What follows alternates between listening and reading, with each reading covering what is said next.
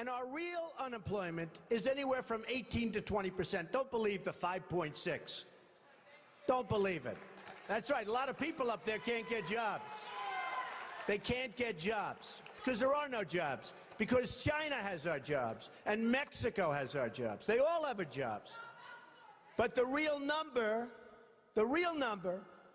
is anywhere from 18 to 19 and maybe even 21%, and nobody talks about it. Well, there's a lot of people who would might agree with him. Joining us now is Peter Kiernan, venture philanthropist, corporate advisor, New York Times best-selling author of American Mojo. There it is on your screen, Lost and Found, Restoring Our Middle Class Before the World Blows By. Great to meet you, sir. Such a nice time to be with you. Thank you. All right, and it's such an important book. And you know what Donald Trump was saying there, whether he's right about the numbers or not, people are feeling it. That's why people don't believe that there's been a turnaround in the economy. Whether they have a job, it's usually a lesser job. They've given up altogether looking for a job.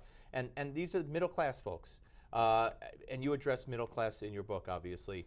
What has happened? What has happened to the rich, which you address in the book? What has happened to the less rich? And what has happened to the middle?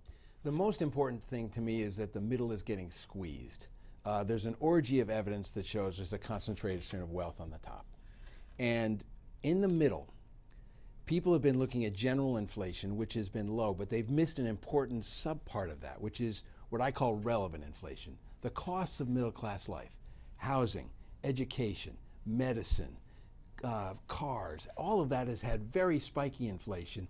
And as those costs have gone up and up and up, real wages in our nation have been flat essentially since 1970. That gap is the problem. And the jobs that we're creating won't fill that gap. You know, we get a jobs report all the time. And one of the things that's the most important ingredient is left out of that job, and that is the market value of that job. Now, one of the places where Trump is dead wrong is that there are jobs. There are millions of great jobs available in this country today. Is there a but? There is a but. Those jobs don't need to be created. They need to be filled. And we have a skills gap. I'll give you an example. There are probably in the next 10 years going to be 1.25 million computer sciences jobs created in the United States. That's phenomenal. No country in the world can come close to that. Not China, not Mexico, not any of the places that Trump cited. The trouble is, if you look at our college graduation rate of computer science majors against that 1.25 million opportunity, we're at about 40,000 a year. We have a talent management problem. We have people who want to work by the millions and millions, and jobs that are available by the millions and millions. The qualifications don't match but the jobs. We have to match the two. Yeah. It's a pipeline, it's a talent management problem. And you don't solve one of those with frankly, a campaign slogan. You don't solve those by just taxing the rich. If you're going to tax the rich, great. But take the money and do something to get the people who want to work those high-skilled jobs. I'll tell you a reason why. Those jobs are multiplier jobs. If you hire me to do some computer work for you, I'm going to have to hire somebody else. In fact, some of these jobs, like at Microsoft, typically 2 or 3 people need to be hired once one of these jobs is created. Wow.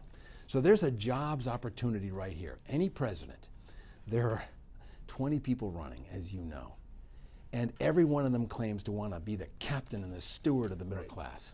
The way to do it is fill the jobs that are available. Well, how do you do that? Do you redirect priorities for, like, my son's 15, okay? He's just finished his freshman year in high school. College is 3 years off.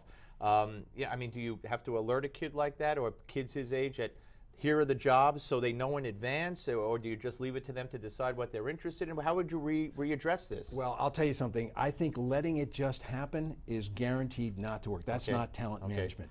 About 8% of the people who go to college in the United States graduate with STEM degrees, science, technology, engineering, math. In China, that's 30%.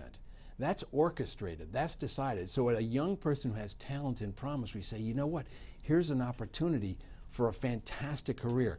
We'll underwrite some of your education. We'll help you get the outside training. We'll give you pre-training. If you're going to college, we'll make sure you're ready. That sort of management of our talent force is something we need to do.